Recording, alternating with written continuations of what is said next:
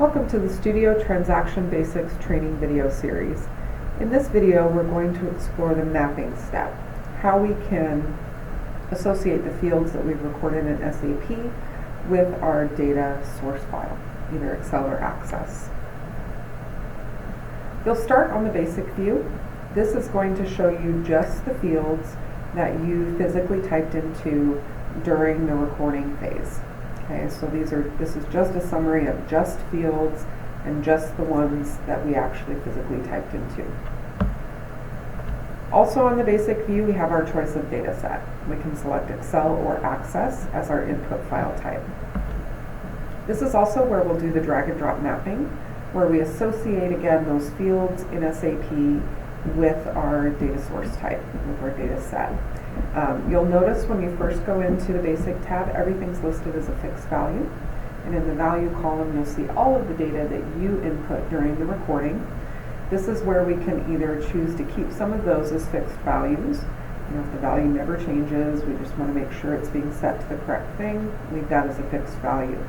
If you want your user to be able to interact with the data, you may map it either as an upload, where they're sending data from Excel to SAP, or actually download the data from SAP and from those screens down to the Excel or Access file.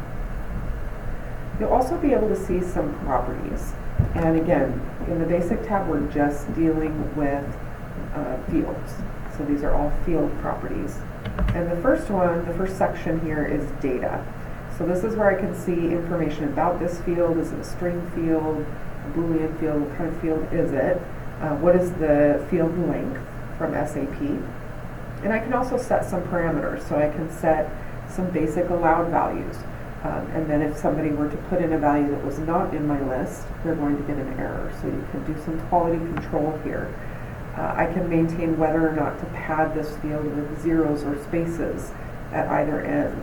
I can set a transform. So perhaps I want to use an Excel formula and transform the data that's being entered into Excel into something else that I'm actually going to send to SAP. So I can use Excel formulas in this transform area. The mapping is where I can indicate that this particular field is required. They have to provide data in this field or my script isn't going to run. Is this field enabled or disabled? So by default, whatever you see on the basic tab is all of your enabled fields. The ones that you typed into and told transaction are the ones that you want to use. But here I could disable it if I decide that that particular field is not important for this particular script. This is also where it will indicate, this is not something that you'll generally work with, but the loop column. So is this field inside a loop? So again, you don't have to set this. It's something that's automatically set when you put a loop into the script. What is the direction of data flow? Am I uploading from Excel or Access to SAP, or am I actually downloading data the other direction? And then finally, where is this field mapped? So how is it associated with my data set? In general, I can maintain some comments. So if I'm giving the script to somebody else and I want to give them specific instructions or information about this particular field, so if somebody else is editing, they've got some context, this is where you can use that comments field. You can maintain the field description here. So this is what is going to show on the data set when we map as to the column heading for this particular field. And then the field name is your technical SAP field name. So this is the actual place that this data is going to go in SAP. And then object type is just labeling this as a field. And then finally we can see a little bit of context as to which screen this particular field appears in the overall script.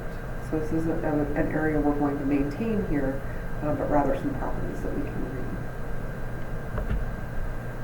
To get a little more information, more into the details of what's happening in the script, you can click over to the expert view.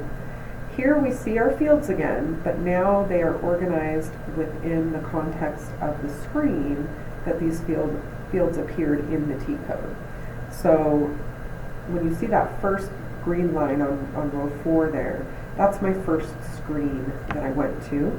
And then I can see the fields that were on that screen. There's a couple of them there, rows 7 and 8.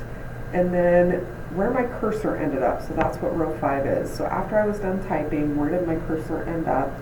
And then finally, what button did I press? So the OK code is like the button that you're pressing, or the button on the screen that you're selecting, the key on the keyboard, etc. Those all have OK codes behind them, and that's what we're seeing in row 6. So that's what's actually propelling me to that next screen, which is row 9. And again, I've got the fields that I typed into, the cursor position, where my cursor ended up on the screen, and then finally the OK code to propel me again to the next screen. So again, here we're seeing that context of where they fit into the overall T code. If you have screens that pop up and they're not necessarily popping up for every record, and it's not necessarily clear when they're going to happen, this is not something that you are aware is always going to happen, for example, then you do have the skip screen if not present option. And these are truly for pop-ups that are asking you to just confirm something, that sort of thing. So an example on skip if not present would be in HR. If I'm hiring a new employee and the position I'm hiring them into has a vacancy listed, it's going to pop up and ask you, do you want to delimit the vacancy on this position, yes or no?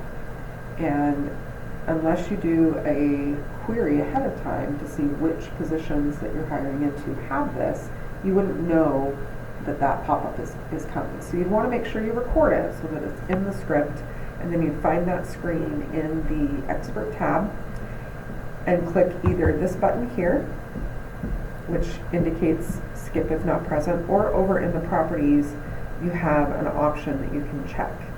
Those both do the same thing. You also have a button up in the menu to turn this on. So any of those 3 places is fine, and that's how you would set the skip screen. So if the screen appears when the script is running, it's going to go ahead and execute the steps in the script. No problem. If the screen doesn't appear for whatever reason, that entire screen and all the steps within it are going to go ahead and be skipped. Okay? So it gives you some flexibility in your recording.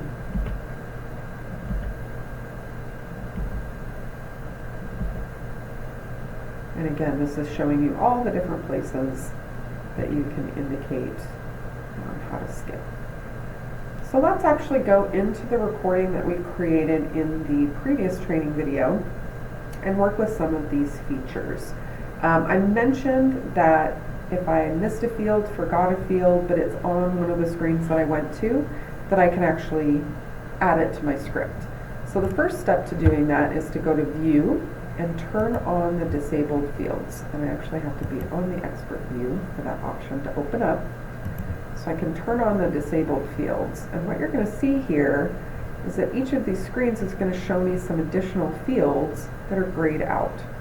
So these fields exist on the screen, but I didn't actually pull them into my script.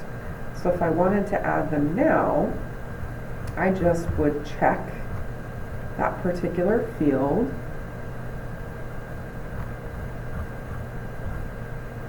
to add it in. So I'll add in planned delivery time and days. I can turn off the disabled fields, and I can see that this one still exists now and has been added to my basic field. And then to map your fields, if you have different order that you want to put them in, because again, you can put them in whatever order you want in Excel, they're still going to go to the correct place in SAP. So if I want to do that one by one, I can certainly do that by just doing my drag and drop one by one. Or I could actually select a whole group. So I just held down the Shift key and selected an entire group of fields. Take my next available column and drag it up, and it will actually auto map for me all of those fields. So if you have done all of your mapping and you see that I have everything's mapped here, and you did not get headers down in the Excel portion for whatever reason, maybe that they were locked, you were pulling in an existing Excel file or something of that nature, you can go to the Map tab and click on Write Headers, and it will create all of those column headings for you in the Excel file.